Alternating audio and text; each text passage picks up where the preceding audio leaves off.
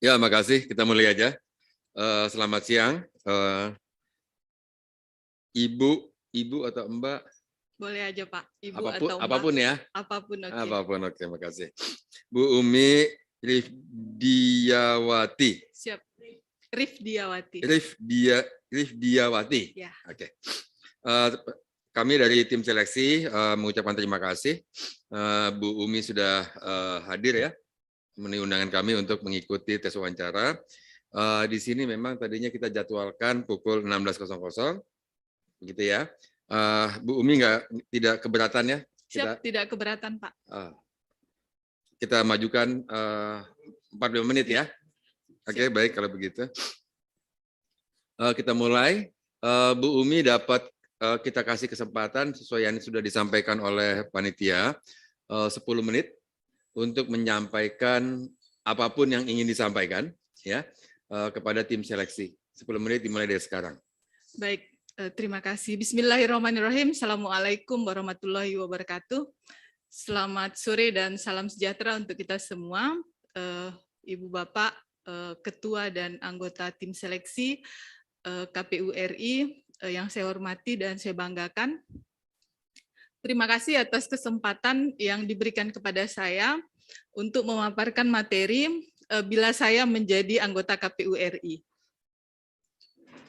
Di dalam beberapa kesempatan, baik diskusi ataupun diskusi terutama ya, Profesor Ramlan Surbakti seringkali merujuk pada laporan majalah Far Eastern Economic Review pada salah satu edisi tahun 2004 yang melukiskan sistem pemilu anggota DPR dan DPRD yang diterapkan di Indonesia pada tahun 2004 merupakan sistem pemilu yang paling kompleks di dunia.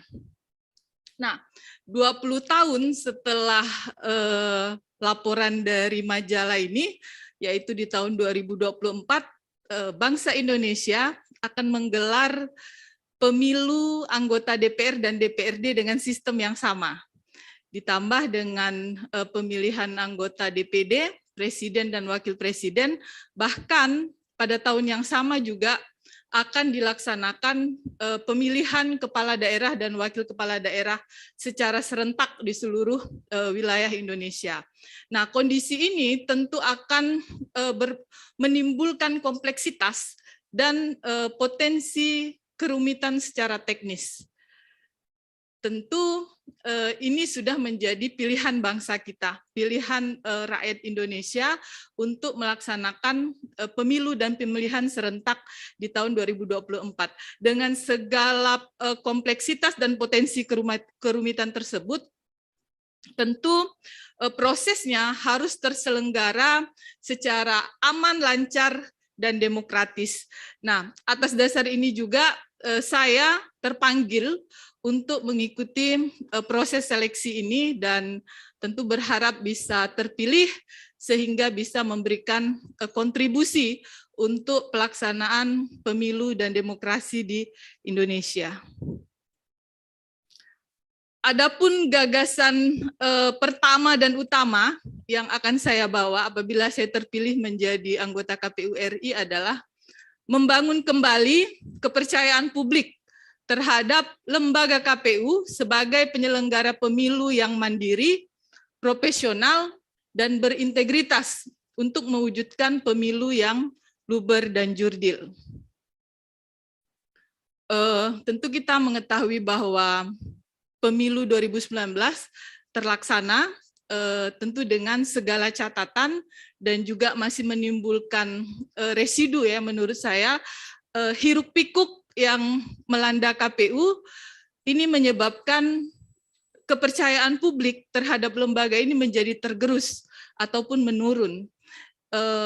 Di antara fakta bahwa terjadi penangkapan komisioner KPU oleh KPK, kemudian beberapa sanksi yang diterima oleh komisioner KPU RI, baik itu pemberhentian dari jabatan, kemudian sanksi peringatan, termasuk peringatan keras dari DKPP, ini membangun citra yang kurang baik sehingga berpengaruh terhadap kepercayaan publik terhadap lembaga. Nah, untuk itu bagi saya mengembalikan kepercayaan publik terhadap lembaga ini menjadi isu penting sebagai kunci sukses untuk pemilu dan pemilihan tahun 2024. Ibarat kalau pertandingan bola, ya, kalau saya ingin mencontohkan, tidak mau mengingat yang tadi malam, mungkin lebih enak mengingatnya Indonesia lawan Singapura, ya. Indonesia menang begitu kan. Dalam situasi pertandingan itu wasit mengeluarkan 3 kartu merah. Karena wasitnya dipercaya oleh pemain dan penonton, permainan tetap lanjut begitu kan. Tidak ada protes, tidak ada keberatan dan lain sebagainya. Nah, ini arti penting kepercayaan terhadap wasit atau penyelenggara. Nah, dalam hal ini kan KPU nantinya akan menjadi wasit atau penyelenggara dalam proses pemilu itu sendiri. Untuk itu maka bagi saya integritas komisioner menjadi mutlak, karena kalau ibarat sebuah bangunan, integritas ini adalah pondasi utama. Pondasi yang harus kokoh, yang harus kuat. Karena dengan komisioner yang berintegritas, maka dalam menjalankan tugas, kewenangan dan kewajibannya, dia akan bertindak secara profesional, jujur, mandiri, dan akuntabel. Berikutnya, ketika pondasi atau integritas ini sudah kuat, tentu pemilu juga membutuhkan inovasi untuk mengurai kompleksitas dan kerumitan, terutama dalam penyelenggaraan pemilu dan pemilihan di tahun 2024. Menurut saya, apapun inovasi ataupun pilihan inovasi yang akan diambil untuk pemilu 2024 kelak, yang harus menjadi dasar utama adalah harus ada kajian yang komprehensif atau menyeluruh terhadap pilihan inovasi tersebut. Kemudian mengacu pada regulasi dan harus sesuai atau tidak bertentangan dengan asas pemilu luber dan jurdil, langsung, umum, bebas, rahasia, jujur, dan adil. Nah, ada beberapa tawaran yang akan saya bawa jika saya juga terpilih menjadi komisioner KPU RI. Pertama, dalam sisi regulasi. Bagi saya, jaminan kepastian hukum terkait perangkat regulasi dalam hal ini peraturan KPU, ini sudah harus terjamin kepastian hukumnya mulai sejak penyusunan, penetapan, dan pelaksanaannya. Ini harus konsisten dilaksanakan oleh KPU sebagai pelaksana undang-undang. Apalagi kalau peraturan KPU sendiri yang membuat peraturan, maka KPU juga yang harus melakukan dalam mengelola tahapan berpedoman dengan peraturan yang telah dibuat. Jangan sampai melenceng begitu ya, ataupun malah peraturan yang dibuat seperti ini tetapi keputusan yang dibuat seperti itu. Nah, ini jangan sampai terjadi seperti itu. Kemudian, mempersiapkan dan menetapkan regulasi teknis dalam hal ini peraturan KPU untuk pemilu dan pemilihan sebelum tahapan dimulai. Jadi, perangkat peraturannya sudah ada. Ketika tahapan jalan, ketika tahapan dimulai, sudah bisa langsung jalan, karena regulasinya sudah disiapkan. Selanjutnya, nah ini menurut prediksi andaian saya, karena pemilu dan pemilihan yang dilaksanakan dalam tahun yang sama, tidak menutup kemungkinan akan ada tahapan yang beririsan. Dan menurut saya akan ada potensi kekosongan hukum terkait tahapan pencalonan dalam pemilihan kepala daerah dan wakil kepala daerah. Kita tahu di dalam undang-undang tentang pemilihan kepala daerah sudah disebutkan bahwa pelaksanaan pemungutan suaranya di bulan November 2024. Nah, ini akan berpotensi adanya calon terpilih hasil pemilu tahun 2024, baik itu DPR, DPD ataupun DPRD, yang tidak menutup kemungkinan akan maju di dalam kontestasi pilkada atau kontestasi pemilihan, baik akan maju sebagai calon gubernur atau wakil gubernur, bupati atau wakil bupati, wali kota atau wakil wali kota. Nah, ini tidak diatur di dalam ketentuan pasal 7 Undang-Undang Nomor 1 Tahun 2015, pasal 7 ayat 2 ya, sebagaimana diubah terakhir dengan Undang-Undang Nomor 6 Tahun 2020 yang mengatur tentang persyaratan calon kepala daerah dan wakil kepala daerah. Nah, di sini ada potensi kekosongan hukum status calon terpilih hasil pemilu tahun 2024. Tentu ini juga harus dikelirkan di depan agar ketika tahapan pelaksanaannya tidak menimbulkan permasalahan. Kemudian dari teknis penyelenggaraan, saya juga menawarkan konsep memaksimalkan pemutahiran data pemilih berkelanjutan untuk menjamin kualitas data pemilih. Data pemilih selalu menjadi permasalahan yang tidak pernah selesai. Kemudian di dalam Undang-Undang Nomor 7 Tahun 2017 itu sudah diakomodir keinginan atau upaya untuk menciptakan daftar pemilih yang berkualitas, yaitu dengan pemutahiran data pemilih berkelanjutan. Nah, ini didukung oleh Pasal 14 huruf L tentang kewajiban KPU untuk memelihara dan memutakhirkan daftar pemilih secara berkelanjutan. Kemudian dilihat lagi ke pasal 201 ayat 8 Undang-Undang Nomor 7 disebutkan bahwa pemerintah menyerahkan data kependudukan yang sudah dikonsolidasikan. Waktunya udah baik, sedikit 10 menit. lagi. Mohon izin sedikit lagi, Pak. Iya, setengah menit. Oke, baik. Nah, ini jadi harus dimaksimalkan. Kemudian penghitungan dan rekap suara secara paralel, ini juga akan mengurai waktu. Kemudian juga penyederhanaan dokumen berita acara dan sertifikat hasil penghitungan dan perolehan suara. Saya pikir ini upaya untuk meminimalisir waktu yang panjang dan menjaga kemurnian hasil pemilu. Mungkin karena makasih. Waktunya saya kembalikan ya, kita mesti adil juga kepada peserta lain ya. Baik, siap. Ini halaman terakhir. Masih ada, Pak? Coba halaman berikut pelan-pelan ya. Ya. Nah, biar nggak usah dibacakan, Bu. Biar saya yang enggak, jangan, biarkan aja. Oke. Tunggu ya. Teknologi, persiapan, platform media sosial, pemilu 2024 media sosial ya. Oke, halaman berikutnya.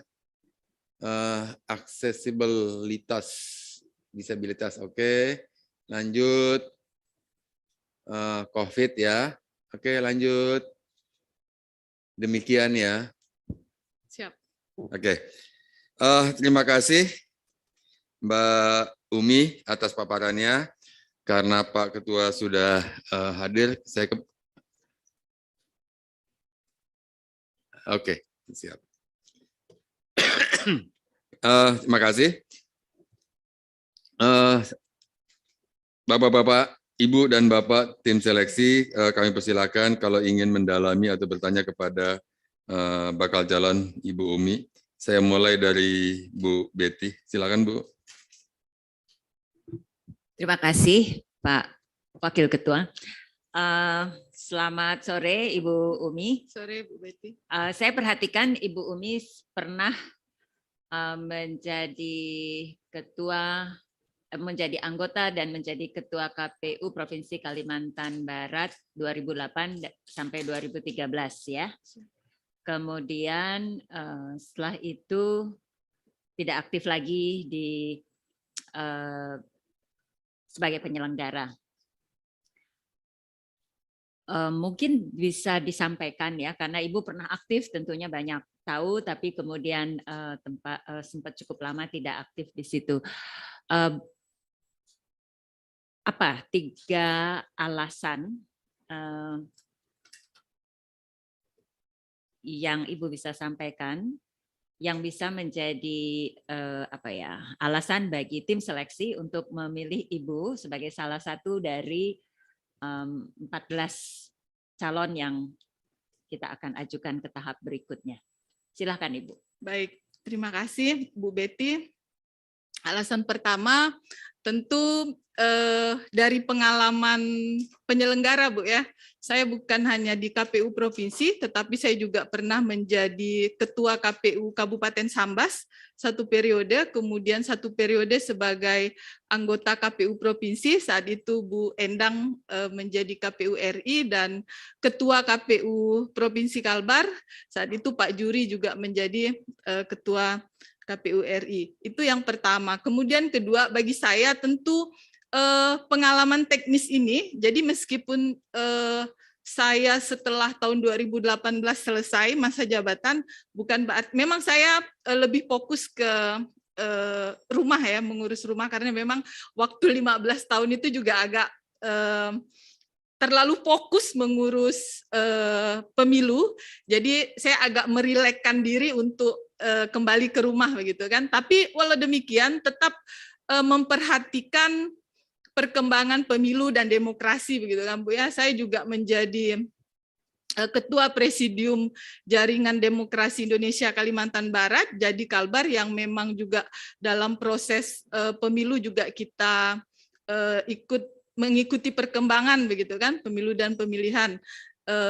Itu alasan yang kedua, sehingga bagi saya menjadi penyelenggara pemilu ini bagian dari profesi lah, sudah menjadi bagian dari profesi. Jadi ketika peluang ini ada, proses rekrutmen dimulai, kenapa tidak saya untuk ikut terlibat. Tentu dengan bekal pengalaman teknis dan juga pemahaman tentang pelaksanaan pemilu itu sendiri. Demikian Bu. Tadi Ibu menyampaikan bahwa di dalam teknis penyelenggaraan, inovasi di dalam teknis penyelenggaraan memaksimalkan pemutakhiran data pemilih berkelanjutan. Bisa dielaborasi persisnya seperti apa memaksimalkan pemutakhiran data pemilih berkelanjutan itu, Bu? Baik, terima kasih Bu Betty. Seperti yang saya sampaikan tadi bahwa dasar hukum pemutakhiran data pemilih ini semakin kuat begitu kan, adanya kewajiban KPU, kemudian pasal 201 ayat 8 ini kan jelas, artinya harus di follow up oleh KPU RI setelah pelaksanaan pemilu harusnya. Nah jadi setelah pelaksanaan pemilu pasal 201 ayat 8 ini harus di follow up dengan KPU RI berkoordinasi dengan kementerian misalnya kan yang membidangi tentang data kependudukan. Bagaimana ini? Karena ada aturan yang menyebutkan bahwa setiap 6 bulan sekali pemerintah menyerahkan data kependudukan yang terkonsolidasi untuk memutakhirkan data pemilih. Nah, saya tidak yakin apakah ini sudah di follow up oleh KPU RI yang sekarang, karena menurut informasi yang saya dengar ada beberapa daerah yang kesulitan untuk melakukan komunikasi ataupun koordinasi dengan Disduk Capilnya setempat. Nah, bisa jadi mungkin karena tidak ada perintah ataupun arahan dari pusat begitu kan. Kalau ada arahan dari pusat kan pasti di bawah juga langkahnya akan mudah, akan lancar begitu kan. Nah, karena mungkin belum maksimal di tingkat KPU RI-nya, bahkan untuk peraturan KPU-nya saja, seingat saya waktu saya lihat di JDIH KPU RI itu baru diterbitkan bulan November 2020 atau 2021, bulan November kemarin. Artinya kan sudah kehilangan tahun 2020, kehilangan 2 semester kan, 6 bulan. Kemudian di tahun bahkan di tahun 2021 bisa jadi juga sudah kehilangan 2 semester seperti mungkin itu. Kalau saya pertajam lagi, tadi Ibu menyebutkan oke, ada PKP, ada landasan undang-undangnya, ada perintah undang-undangnya ya, satu, kemudian perlu ada PKPU-nya dan kemudian arahan yang jelas dari KPU RI. Apalagi yang dibutuhkan supaya itu bisa terjadi? Tentu, karena arahan saja tidak cukup kan? Ya, tentu dalam implementasinya bukan hanya kan kalau bisa bayangan saya ini untuk memastikan bahwa data pemilih ini sudah akurat, paling tidak ada semacam uji petik lah Bu ya, diambil begitu beberapa sampel untuk didatangi ke lapangan, apakah memang masih benar? Coklat itu kan sudah memang ada ya, itu Ya. coklat kan. Tapi menurut saya arah pertanyaan saya sebetulnya bagaimana supaya itu secara serentak bisa terlaksana, apa yang dibutuhkan selain arahan, selain peraturan ya, regulasi, apa lagi yang dibutuhkan supaya itu bisa terlaksana, karena bertahun-tahun atau berperiode-periode ini menjadi masalah kan. Ya. Ya, baik. Sebenarnya pemutakhiran data pemilih berkelanjutan ini kan baru diatur di Undang-Undang Nomor 7 Tahun 2017, Bu, secara eksplisit dibunyikan begitu ya. Karena kan ini memang udah semacam mungkin bisa jadi rekomendasi dari evaluasi pemilu sebelumnya gitu kan, bahwa dan ini sebenarnya sering dibunyikan begitu, bahwa penting pemutakhiran data pemilih untuk menjaga kualitas data pemilih begitu kan. Tapi memang dalam pelaksanaan sebenarnya kan bisa saja begini, kalau di pusat ini sudah sudah klop koordinasi antara KPU dengan kementerian, memang kan setelah pemilu sudah tidak ada lagi PPK, PPS, KPPS kan. Yang ada kan memang perangkat pemerintah nih yang sampai ke RT RW begitu kan. Kalau komunikasi bagus kan bisa saja ini kita minta bantuan dengan hasil koordinasi dengan kementerian, bagaimana petugas RT RW ini ketika misalnya ada perubahan atau peristiwa kependudukan itu bisa berkoordinasi ataupun secara berjenjang, nanti berapa bulan sekali diambil rekap datanya oleh KPU Kabupaten, karena kan KPU Kabupatennya masih ada. Nah kan jadi hal-hal seperti itu sebenarnya bisa dilakukan begitu untuk tetap menjaga kualitas data pemilih sehingga benar-benar bisa update, orang yang pindah bisa tercatat, yang meninggal bisa dikeluarkan dari DPT, buktinya hasil laporan ataupun rekap dari RT RW yang diterima oleh KPU Kabupaten di wilayah kabupatennya masing-masing. Seperti itu menurut saya, Bu. Mungkin satu yang terakhir ya, ketika Ibu Umi menjabat sebagai Ketua KPU Provinsi Kalimantan Barat ya, Bu, apa capaian yang signifikan yang menunjukkan kemampuan kepemimpinan Ibu Umi? Baik. Terima kasih Bu Betty atas pertanyaannya. Ini jadi agak narsis jadinya Bu ya, harus narsis ya. Kalau saya Bu sebagai Ketua KPU, kebetulan saya perempuan, saya beruntung juga, saya selalu ingin menjaga soliditas tim saya Bu. Caranya adalah bagaimana memberikan pemahaman, kita harus sukses bersama, gitu kan. Satu aja yang melenceng ini menyangkut lembaga begitu kan, selalu saling mengingatkan, kemudian berusaha untuk kalau misalnya kabupaten kota mengalami menghadapi masalah, kita cepat memberikan respon, memberikan tanggapan, dan menurut saya capaian yang paling membanggakan adalah kami mendapat penghargaan sebagai KPU penyelenggaraan pemilu yang berintegritas di tahun 2014, Bu. Saya pikir ini sebuah capaian yang membanggakan menurut saya dari KPU RI. Baik, terima kasih. Sama-sama, Bu. Kembalikan ke... Terima kasih, Bu Betty. Ini saya mau nanya sedikit ya. Terakhir di KPU aktif sampai 2013 ya?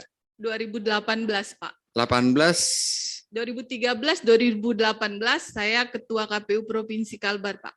Oh, ini salah tik ya, salah ketik gitu ya. Siap. Iya benar. Oke. Karena nggak mungkin double ya. Oke. Yang 2008 2013 itu anggota ya. Anggota. Nah, 2013 2018 apa namanya? Ketua ya. Merangkap anggota juga kan? Siap. Oke. Nah, 2018 sampai 2021 istirahat. Istirahat ya. Tapi tetap mengikuti perkembangan ya, kepemiluan. Ya. Istirahat ya. Suami kerja di mana? Suami saya Direktur Pontipi. grup Jawa Pos TV lokal. Oh, TV lokal. Iya. TV ya? Iya. Pon TV. Iya. Pontianak apa? Pontianak TV. Betul, Pontianak TV. Nama beliau? Mursalin, Pak. Nur Salim. Mursalin. Mursalim saja ya? Iya. Oke.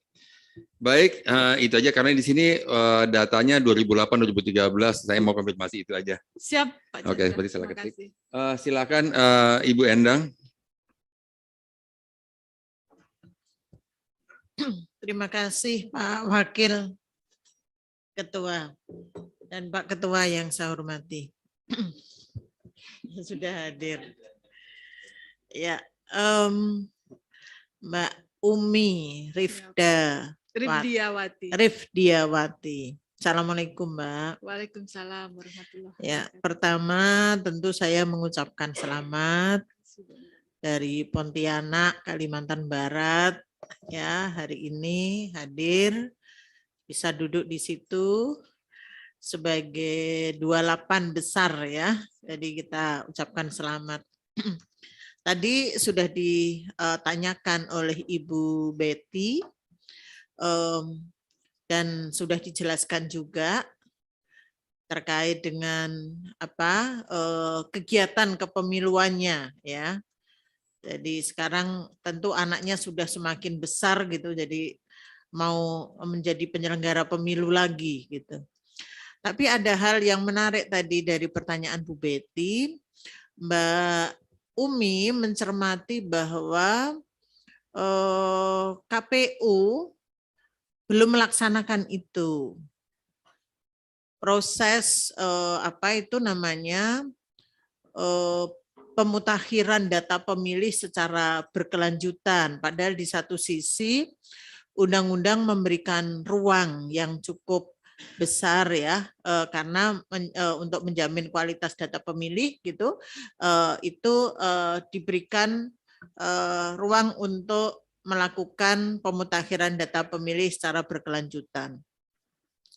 Namun mungkin perlu dilihat lagi ya Mbak, karena dari wawancara yang kita temui dari penyelenggara yang ada di daerah ini ya, itu semuanya sudah menyampaikan bahwa pemutakhiran data pemilih secara berkelanjutan itu sudah dilakukan, sudah ada PKPU-nya, sudah ada petunjuk pelaksanaannya, termasuk bagaimana kemudian SOP-nya harus menyampaikan, harus membuat pleno secara berkala juga gitu. Itu aja sebenarnya saya mau menyampaikan itu. Tapi ada satu pertanyaan yang ingin saya sampaikan kepada Mbak Umi ini. Pemilu 2024 ini kan pemilu pertama yang dilakukan secara serentak, tidak hanya seperti pemilu di 2019, Pileg dan Pilpres, tapi juga pemilihan kepala daerah dan wakil kepala daerah di seluruh Indonesia dengan lebih dari 500 ya, lebih dari 500 pilkada.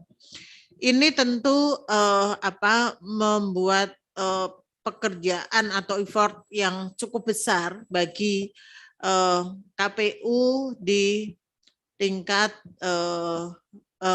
untuk KPU RI ya, di tingkat nasional. Karena KPU RI tidak berbeda dengan undang-undang yang lalu, itu juga bertanggung jawab terhadap pelaksanaan pemilihan kepala daerah, gitu ya. Nah,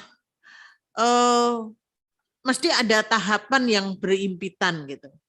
Menurut Mbak Umi nih, ketika kita memperhatikan pemilu 2019 dengan banyaknya korban begitu ya, korban, kemudian juga besarnya, banyaknya surat suara yang tidak sah begitu.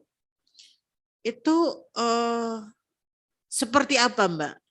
Apa strategi untuk membuat pemilu ini menjadi sederhana ya, dan juga efisien serta memudahkan bagi pemilih ya, sehingga tadi surat suara itu tidak terlalu banyak yang tidak sah gitu.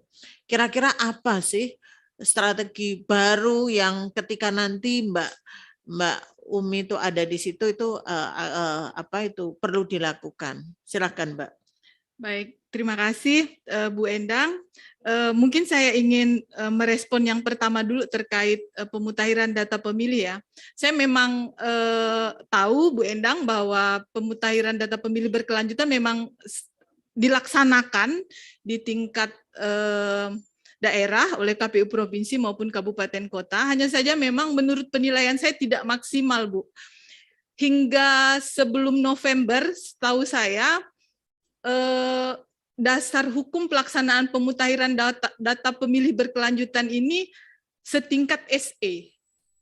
Jadi PKPU-nya baru keluar di November 2021. Makanya saya bilang tadi belum maksimal begitu. Makanya yang ingin saya lakukan adalah memaksimalkan, karena ini penting, data pemilih kan menjadi sesuatu yang selalu menjadi permasalahan begitu kan. Nah, sudah ada upaya ataupun sudah ada cara yang disiapkan oleh undang-undang, tentu ini harus ditindaklanjuti untuk menciptakan kualitas data pemilih itu sendiri. Itu yang pertama. Kemudian menyangkut strategi untuk mengatasi pemilu atau kerumitan pemilu dan pemilihan yang berhimpitan, sebenarnya tadi ada saya tawarkan di teknis Bu ya. Ini beberapa solusi, karena kan memang informasinya adalah bahwa penyelenggara kelelahan ketika harus melakukan penghitungan, termasuk mengisi berita acara, formulir begitu kan. Nah, ini tawaran saya bagaimana di dalam peraturan KPU itu mengatur penghitungan suara di TPS secara paralel dan rekapitulasi perolehan suara di tingkat PPK juga secara paralel. Ini disampaikan di awal kepada publik, kepada peserta pemilu dan pemilihan begitu kan. Saya pikir ini salah satu upaya untuk mengurai kerumitan itu sendiri. Kemudian penyederhanaan dokumen berita acara dan sertifikat hasil penghitungan suara. Memang ada dua pola yang bisa dilakukan. Kalau manual, menurut saya solusinya adalah penyederhanaan dokumen berita acara. Itu bisa didesain menjadi sederhana, Bu. Artinya kan kita tahu isi dari sertifikat atau berita acara itu kan adalah data pemilih, kemudian pemilih laki-laki dan perempuan, kemudian pemilih yang datang ke TPS, surat suara yang diterima, surat suara yang digunakan, surat suara yang rusak, kan begitu. Kan itemnya sama. Nah, artinya ini bisa disederhanakan, dibuat di dalam satu dokumen, tidak setiap lembaga harus mengisi lagi. Nanti untuk DPR, padahal di TPS yang sama. Setiap TPS kan sudah ditetapkan jumlah pemilihnya. Kan itu bisa dijadikan dibuat satu kan, tidak perlu nanti DPR ngisi lagi jumlah pemilih untuk TPS yang sama padahal datanya udah ditetapkan sama. Nanti DPD isi lagi, DPRD provinsi isi lagi. Nah, saya pikir itu bisa disederhanakan untuk dibuat di dalam untuk satu TPS, satu data pemilih atau satu data surat suara yang diterima begitu kan, tinggal rincian-rincian lembaganya saja begitu. Mungkin menurut saya untuk kalau misalnya harus dilakukan secara manual ini bisa ditempuh. Demikian juga dengan berita acara itu juga bisa didesain sedemikian rupa untuk disederhanakan. Nah, menurut saya penyederhanaan dokumen berita acara ini lebih memungkinkan ditempuh daripada penyederhanaan surat suara, Bu. Karena kalau penyederhanaan surat suara, jika merujuk kepada pasal 348 Undang-Undang Nomor 7 Tahun 2017, menurut saya itu berpotensi melanggar asas rahasia, Bu. Karena dalam surat suara itu kan disatukan DPR, DPRD provinsi atau DPRD kabupaten kota, atau pilihlah desain yang DPRD provinsi dan DPRD kabupaten kota. Bagi pemilih yang pindah memilih, Nah, ini kan pasal 348 mengatur tentang pindah memilih nih. Yang misalnya DPRD provinsinya. Oke, sebentar. Ini tadi kan Anda saya tanya untuk bagaimana membuat lebih mudah.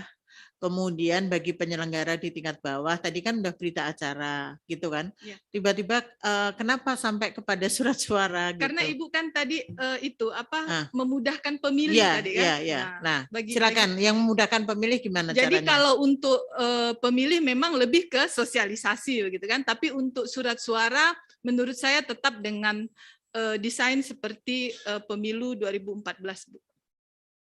Oke, itu aja. Jadi kalau Anda nggak mau pakai surat suara, berarti surat suaranya masih tetap begitu aja, ya.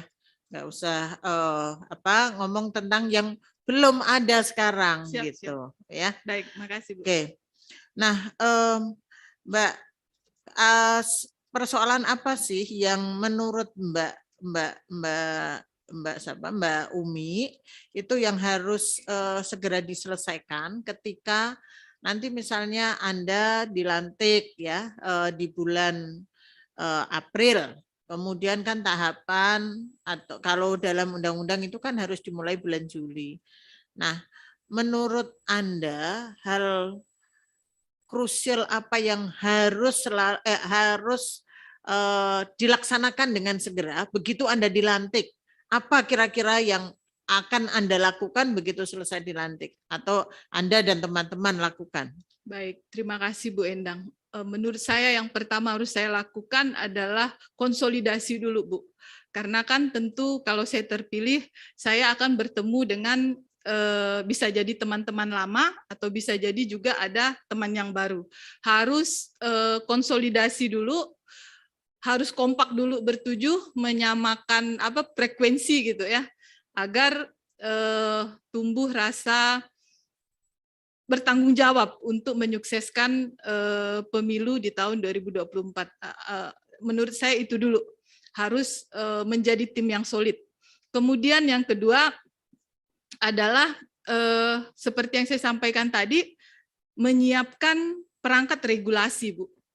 Perencanaan dan program begitu kan, perangkat regulasi sehingga ketika tahapan dimulai, maka regulasinya sudah siap sehingga tinggal jalan. Itu mungkin, Bu. Dan satu lagi, Bu, koordinasi dan konsolidasi dengan kesekjenan itu juga penting. Ya, konsolidasi dan bagaimana itu bentuknya kira-kira, dan ini kan selalu menjadi masalah tidak cuma di pusat, kemudian juga di daerah gitu. Ya gimana ini karena Anda menyampaikan itu seperti apa bentuknya? Kalau pengalaman saya di KPU provinsi, pertama itu tentu saling menghormati, saling memahami, karena biar bagaimanapun kan sama-sama sudah dewasa begitu kan. Sekretariat tentu sudah paham dengan ranah kewenangan dan tugasnya, KPU juga harus tahu dengan ranah dan bidang tugasnya bahwa KPU ini menyangkut kebijakan, sekretariat mendukung pelaksanaan kebijakan itu begitu kan. Nah, jadi harus ada saling mendukung, saling percaya untuk menumbuhkan rasa ataupun kebersamaan begitu ya Bu ya. Itu yang penting. Yaitu tadi Bu, komunikasi harus ada. Artinya gimana ya, nggak bisa juga harus menjadi ego. Aku ini komisioner pembuat kebijakan, Anda adalah sekretariat yang tidak boleh seperti itu. Harus menjadi satu kesatuan di dalam satu rumah yang sama, walaupun beda kamar begitu ya. Harus ada pemahaman itu. Niatnya adalah untuk menyukseskan pemilu. Saya pikir itu. Dan kedepannya berjalan sesuai dengan kewenangan ataupun fungsinya masing-masing. Ya, maksud saya itu komunikasi kan mesti jelas, ya kan? Kita kan komunikasi ini juga komunikasi kan? kemudian saling menghormati. Apakah kalau ketemu hormat kan? Maksudnya bagaimana mekanisme Anda gitu ya yang dilakukan dalam rangka konsolidasi, dalam rangka berkoordinasi supaya lembaga KPU yang terdiri atas sekretariat dan juga kesekjenan dan juga komisioner, kesekjenan dan komisioner itu kemudian apa yang akan Anda lakukan gitu maksudnya. Ya kalau komunikasi. Nah, bentuk-bentuknya itu seperti apa begitu. Ya, baik. Komunikasi ataupun koordinasi yang bisa dilakukan tentu bisa dengan rapat bersama, Bu ya. Kalau saya dulu di KPU Provinsi kita menjadwalkan rapat rutin setiap hari Senin, itu kita rapat rutin dan semuanya di situ hadir. Kita membicarakan tentang program kegiatan apa yang akan kita gelar dalam seminggu, 2 minggu, atau 1 bulan, kemudian dari masing-masing bagian apakah ada kegiatan yang akan dilaksanakan dalam waktu dekat, termasuk juga kalau misalnya ada permasalahan, itu juga bisa dibahas di dalam forum-forum rapat tersebut. Itu yang secara formal. Kalau tidak formal, saya juga melakukan, saya tidak segan-segan mendatangi sekretaris atau datang ke ruangan subbagian atau bagian, hal-hal seperti itu saya pikir menjadi upaya untuk menjaga soliditas tim. Seperti itu yang saya maksud. Siap. Ya, oke. Ada ini satu lagi ini sebentar. Ini suaminya Mbak siapa tadi, jurnalis ya? Ya. Pernah mau mencalonkan sebagai bupati? Iya, beliau memang tahun 2020 kemarin ya, memang ingin menjadi bakal calon, malah ya belum calon, belum bakal calon, malah baru mau mengikuti proses. Nah, mungkin bisa jadi karena beliau jurnalis juga kali Bu ya, ingin semacam melakukan bagian dari investigasi tugas-tugas kejurnalismeannya, bisa juga seperti itu, mungkin menurut saya seperti itu Bu. Karena juga tidak menjadi calon kan, tidak sampai menjadi atau diusung oleh partai politik. Terima kasih Mbak Umi. Sama-sama Bu. Silakan Pak. Makasih Pak Wakil. Makasih Bu Endang ya. Saya ingin menanya sedikit ya. Jadi menurut kabar suami mendaftarkan ke partai tertentu untuk jadi bupati ya, melalui partai tertentu ya? Belum Pak, baru ikut proses kan, partai politik kan penjaringan. Nah, beliau baru mendaftar begitu. Tidak sampai menjadi calon yang diusung oleh partai politik, tidak. Betul. Tapi kan mau konfirmasi aja ya. Siap. Bakal calon kan harus lewat kendaraan. Siap. Ya. Nah, kendaraannya pasti bukan kendaraan bemo kan? Siap. Kendaraannya pasti partai. Siap. Betul begitu? Betul, Pak. Nah, kemudian suami Ibu kemudian menggunakan kendaraan salah satu partai. Beberapa partai beliau daftar, Pak. Oh, begitu ya? Iya, semua partai yang buka beliau daftar.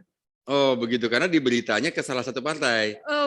Seluruh partai yang buka beliau daftar, kecuali partai yang tidak buka beliau tidak daftar. Oh, begitu ya? Iya, beberapa beliau daftar. Beberapa tuh ada berapa? Lebih dari 3 deh kayaknya. Beliau daftar ya? Iya. Oke. Kemudian setelah beliau daftar, kenapa beliau tidak melanjutkan apanya itu? Prosesnya? Kan tergantung partai, Pak. Partai mau pakai atau enggak kan? Setelah daftar kan partai menilai ataupun membuat keputusan siapa yang akan menjadi calon dari masing-masing partai. 3 partai itu kemudian tidak mengusung suami Ibu ya? Tidak, Pak. Iya, karena kita mendapat beritanya, Bu. Siapa? Itu suami Ibu direktur ya? Iya. Direktur Pontipi Grup Jawa Pos. Oke. Baik, penanya berikutnya, Mas Erlangga.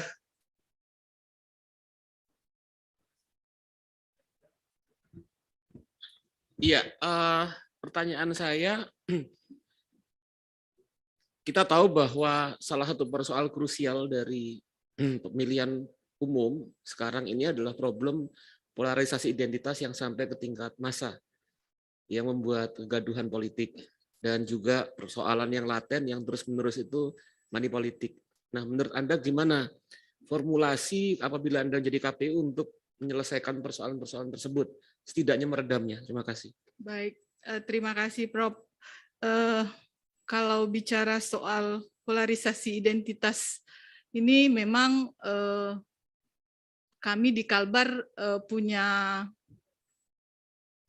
sejarah ya Prof ya. Bahkan waktu pemilu atau pemilihan tahun 2018 itu Pilgub Kalbar itu masuk dalam kategori indeks kerawanan hasil penilaian Bawaslu masuk dalam peringkat 3 pilkada yang rawan.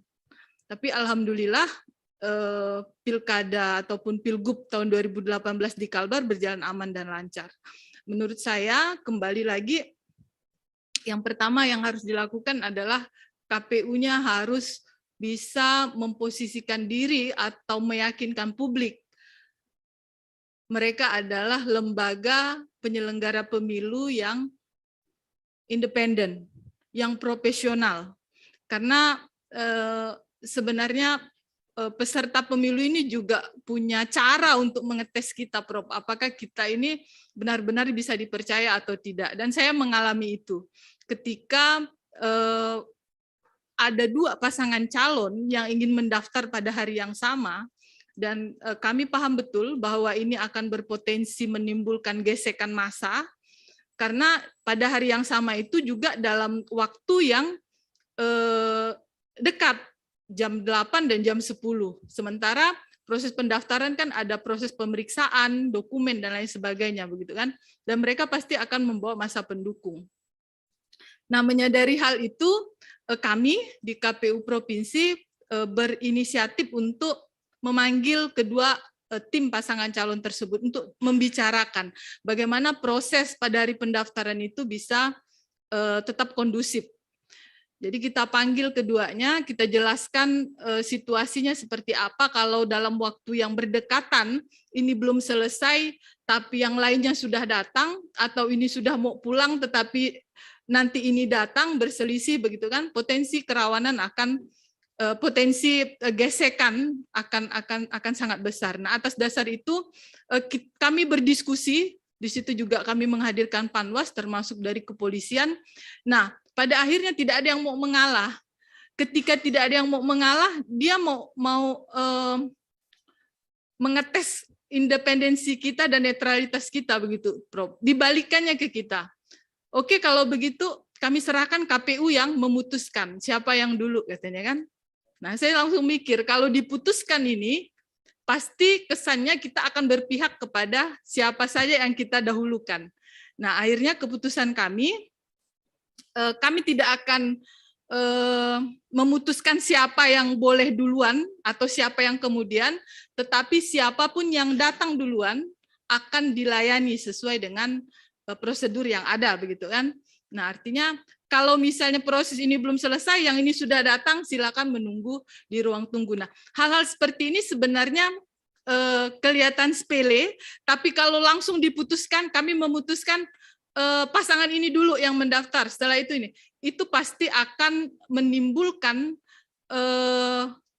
pemahaman ataupun kesan bahwa KPU Kalbar mendahulukan ataupun berpihak kepada salah satu pasangan calon. Nah, itu menurut saya pertama yang harus dilakukan adalah meyakinkan publik bahwa penyelenggara pemilu ini independen, netral, berintegritas dan profesional. Itu yang penting untuk menghindari polarisasi identitas. Selain itu, kita juga tentu harus melibatkan berbagai pihak. KPU tidak bisa sendiri melaksanakan pemilu. Kita juga harus mengajak tokoh-tokoh masyarakat, pemuka-pemuka agama, tokoh adat untuk juga ikut terlibat dalam proses pelaksanaan pemilu itu sendiri. Bagaimana pemahaman bersama bahwa ada kepentingan yang lebih besar selain dari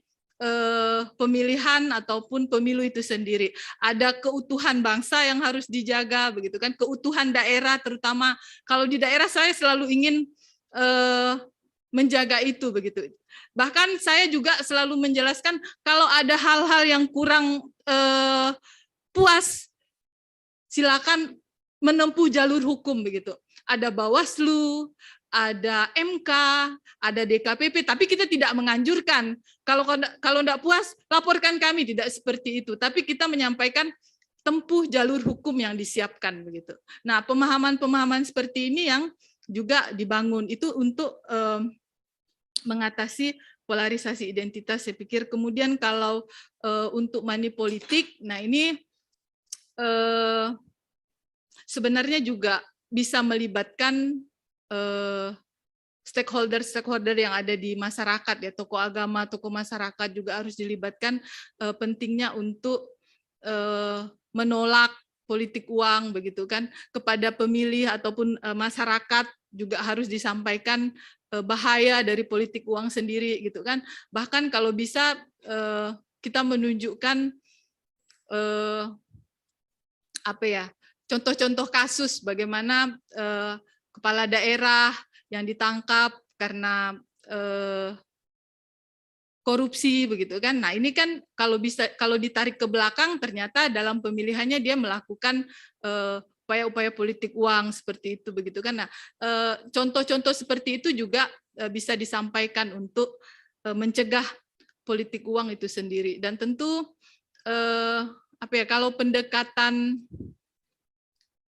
sebenarnya kepada caleg ataupun peserta pemilunya juga harus disampaikan, kan, karena politik uang ini kalau misalnya terbukti di pengadilan berkekuatan hukum tetap, kan bisa mendiskualifikasi mereka. Bahkan kalau misalnya sudah dilantik pun, kalau terpilih bisa dibatalkan pelantikannya, begitu kan. Pemahaman-pemahaman seperti itu yang bisa disampaikan secara masif kepada stakeholder pemilu itu sendiri. Demikian, Prof. Terima kasih, Mas Erlangga. Kalau tidak ada yang lain, penutup atau Pak Ketua, saya kembalikan aja ke Pak Ketua, ya. Oh, jadi ini selama ini terpendam gitu. Silakan, Pak Ketua. Baik, Bumi, satu soal yang menurut saya serius di dalam soal integritas dan profesionalisme KPU maupun Bawaslu ini sebenarnya. Saya mau membuat pertanyaan, setuju atau enggak. Bagaimana kalau nanti di KPU ini pembagian koordinator wilayah itu tidak sesuai dengan asal daerah komisioner. Misalnya UMI itu tidak menjadi Korwil Kalbar, tukar misalnya ke Sulawesi atau ke Papua atau ke daerah-daerah lain. Kenapa? Satu, kalau Korwil itu kembali ke daerah, satu sering orang nyinyir, itu sih perjalanan pulang dengan uang perjalanan dinas. Kita bikinlah kegiatan-kegiatan di daerah koordinator wilayahnya. Bikin di kabupaten ini, bikin di kabupaten ini, padahal itu pulang kampung, ada yang bilang begitu. Itu yang pertama. Kedua, teman-teman di KPU daerah atau teman-teman di daerah yang selama ini beraktivitas di KPU, Bawaslu maupun aktivitas lain, itu sudah membangun relasi tanda kutip politik dengan aktor-aktor politik di sana, gitu. Iya, di daerahnya. Jadi rentan untuk terjadi komunikasi politik bagi aktor-aktor politik untuk kepentingan politik. Nah, makanya kemudian dalam konteks koordinator di split saja, ditukar saja. Nah, supaya soal ini butuh keberanian, komitmen. Iya, daerah juga begitu. tidak kembali ke daerahnya untuk Korwil. Memang ada alasan, ya kan yang paling tahu kan kita. Ya, itu salah satu alasan. Gimana, Bu? Setuju, Pak. Bahkan harus dilaksanakan secara konsisten. Jadi jangan bayang-bayang. Artinya sudah ditetapkan Korwil di daerah lain, tapi nanti seolah bayang-bayang masih juga balik ke daerah dengan alasan diundang oleh KPU yang bersangkutan. Saya pikir itu kalau sudah dibagi Korwil dan koordinatornya, tapi kalau koordinator itu bisa tetap harus dibahas ya terkait divisi ya. Itu harus semua harus tahu. Nah, tapi kalau untuk Korwil saya pikir saya setuju 100%. Itu juga harus dilaksanakan secara konsisten. Yang penting bagaimana sesama komisioner ini harus tahu walaupun membidangi ataupun berada di Korwil ini, dia juga harus tahu, harus dapat informasi yang terjadi di Korwil lain. Saya pikir itu, Pak. Ya, karena ada iseng tapi menurut saya agak kurang bagus ya. Isengnya itu misalnya itu ada apa terus bikin kegiatan di tempat itu, rakor lah apa gitu. Kedua, betul kata tadi itu sebetulnya nggak ada agenda di sana, tapi karena pengen ke sana, kita suruh KPU daerah itu undang saya dong. Ya juga, alasan itu yang kemudian dia bisa pulang dengan surat undangan itu. Nah ini yang problem, mestinya sepele, tapi ini problem serius lah. Bagi saya sih ini nggak bagus. Soalnya kampung saya dekat soalnya. Ya, saya itu aja Pak Chandra. Terima kasih. Terima kasih Pak Ketua. Penutup ya. Silakan Prof. Hamdi. Ya, saya kebagian yang nggak serius-serius saja Bu Umi. Siap, Prof. Ya. Jadi saya kira Mbak Umi udah tahu. Jadi ini kita tanyakan sebagai pertanyaan penutup kepada seluruh peserta, ya karena ini berasal dari komunitas yang sama dan sudah mengenal satu sama lain. Jadi kalau diasumsikan Ibu Umi ikut terpilih satu dari komisioner KPU Pusat, berarti ada 6 lagi kan yang pantas. Siap. Nah, kira-kira Bu Umi siapa lagi 6 yang pantas itu? Baik, terima kasih Prof. Hamdi. Ini pertanyaannya mudah-mudah susah gitu ya. Bahkan teman-teman ada yang bilang ini pertanyaan yang menguji persahabatan, Prof. Baik. Perlu jadi psikolog aja tuh teman itu. Ya, siap. Siap, betul, setuju, Bro. Ya. Emang yakin menguji persahabatan? Orang ini ujian integritas. Siap. Baik, baik, Prof. Saya akan menjawab untuk tim. Jika saya menjadi KPU, 6 orang lainnya, 3 sahabat lama saya dan 3 teman baru saya. Pertama, saya menanyakan sahabat. Siap. Saya ingin menanyakan. Menurut pandangan Ibu, sepanjang pengetahuan, sepanjang bisa diamati, dan mungkin berdasarkan nominasi, siapa yang pantas? Siap. Bukan jadi sahabat loh. Siap. Oke, baik. Garis bawah lagi, siapa Ibu yang pantas? Siap. Yesi Momongan, Nuraida Fitri Habi, Nurul Sutarti, Dahlia, kemudian saya tentu ya, kemudian Idam Holik, Yulianto Derajat. Luar biasa, 30% laki-laki. Siap. Harus. Kita akan menjaga itu. Ini kadar militan ini. Iya, afirmasi perempuan. Siap. Baik, terima kasih ya. Kan biasanya kan politik afirmasi 30% wanita ya. Nah ini afirmasi 30% pria, ya nggak apa-apa juga. Baik, kalau tidak ada lagi pertanyaan atau Bu Umi ada yang mau disampaikan lagi? Cukup, Pak. Cukup ya? Cukup. Oke, baik. Terima kasih atas kehadirannya. Wawancara Bu Umi Rifdiawati dengan tim seleksi pada hari ini kita cukupkan, selesai ya. Terima kasih. Assalamualaikum. Waalaikumsalam warahmatullahi wabarakatuh. Terima kasih Ibu Bapak sekalian. Pimpinan saya kembalikan ke Pak Yuri, karena saya juga mau bertanya, Pak. Berikutnya deh.